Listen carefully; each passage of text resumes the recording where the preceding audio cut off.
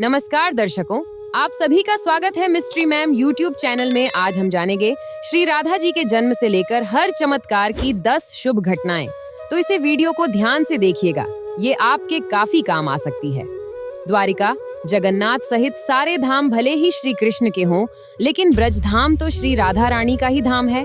उसमें भी वृंदावन में तो राधा जी साक्षात विराजमान हैं। श्री राधा जी का जिक्र विष्णु, पद्म पुराण और ब्रह्मवैवर्त पुराण में मिलता है। इसके इतर भी मान्यता और किंवदंतियों प्रचलित हैं। 1. जन्म स्थान। राधा जी का जन्म बरसाने में हुआ था।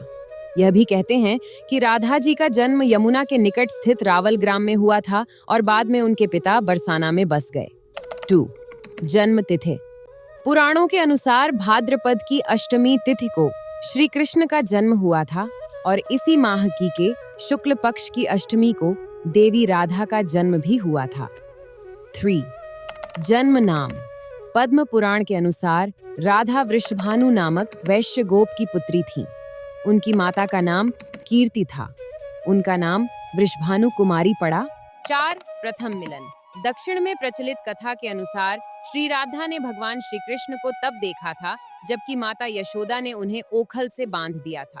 श्री कृष्ण को देखकर श्री राधा बेसुध सी हो गई थी।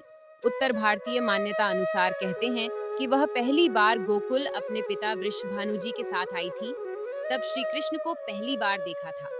कुछ विद्वानों के अनुसार संकेत तीर्थ पर पहली बार दोनों की मुलाकात हुई थी। 5. मुरली की धुन सुन बेसुध हो जाती थी राधा जी। कहते हैं कि श्री राधा के परिवार को जब पता चला कि यह श्री कृष्ण की मुरली सुनकर उनके प्रेम में नाचती हुई उनके पास पहुंच जाती है और फिर सभी गोपियों के साथ नृत्य किया जाता था, कभी मधुबन में तो कभी निधिवन में। यह देखकर उनके माता पिता ने श्री राधा को घर में ही कैद कर दिया था। 6. महारास। श्री कृष्ण ने अपने साथियों सहित एक दिन उन्हें रात में कैद से मुक्त कराकर उद्धव और बलराम सहित अन्य सखियों के साथ रात भर नृत्य किया था।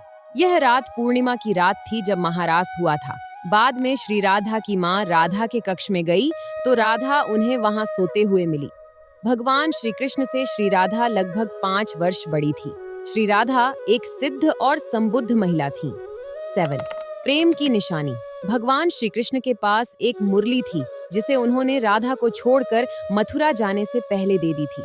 राधा ने इस मुरली को बहुत ही संभाल कर रखा था और जब भी उन्हें श्री कृष्ण की याद आती तो वह यह मुरली बजा लेती थी। श्री कृष्ण उसकी याद में मोर पंख लगाते थे और वैजयंती माला पहनते थे।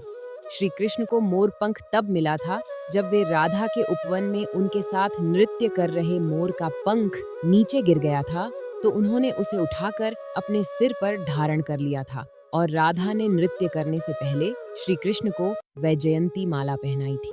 8. अष्ट सखियां। श्री राधा रानी की अष्ट सखियां थीं। ब्रह्मवैवर्त पुराण के अनुसार सखियों के नाम इस तरह हैं: चंद्रावली, श्यामा, शैव्या, पद्या, राधा, ललिता, विशाखा तथा भद्रा। कुछ जगह ये नाम इस प्रकार हैं: चित्रा, सुदेवी, ललिता, विशाखा, चंपकलता, तुंगविद्या, इंदुलेखा, रंगदेवी और सुदेवी।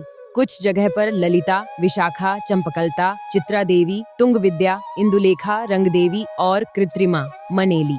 इनमें से कुछ नामों में अंतर है। सभी सखियां श्री कृष्ण और श्री राधा की सेवा में लगी रहती थीं। सभी के कार्य अलग अलग नियुक्त थे। श्रीधाम वृंदावन में इन अष्ट सखियों का मंदिर भी स्थित है। 9. राधा का विवाह। ब्रह्मवैवर्त पुराण के प्रकृति खंड 2 के अध्याय 39 के श्लोक 29 और 40 के अनुसार राधा जब बड़ी हुई तो उनके माता पिता ने रायाण नामक एक वैश्य के साथ उसका संबंध निश्चित कर दिया। रायाण माता यशोदा का सगा भाई था। 10. उद्धव भी हुआ राधामय। मथुरा जाने के बाद राधा और कृष्ण का कभी मिलन नहीं हुआ। हाँ, उद्धव जरूर सखा। श्री राधा और गोपियों को ज्ञान की शिक्षा देने गए थे ताकि वे श्री कृष्ण की भक्ति को छोड़कर निराकार प्रभु के सत्य का जाने। लेकिन राधा को स्वयं लक्ष्मी थी और सिद्ध थी। उनके प्रभाव के चलते ज्ञान ध्यान को छोड़कर उद्धव ही भक्ति में पागल हो चले थे।